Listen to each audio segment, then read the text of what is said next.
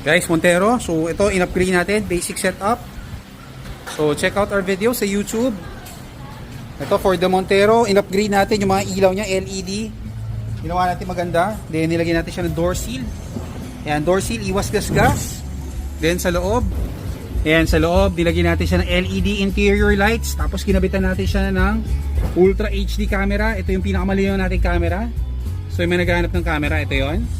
Then pakita natin sa loob, ayan, naka-LED lahat. Maliwanag na maliwanag, di ba? Ganda for the Montero. Sa likod, nilagyan natin siya ng rear seal para iwas gas-gas pag naglo-load. Para malinis lang, rear seal kinapitan natin for the Montero. Then nilagyan natin siya ng muffler tip. So malinis na yung tailpipe. Thailand muffler tip. So send us a message sa Facebook or JC Garage or Blackliner. So we can hook you up here sa shop para sa mga set.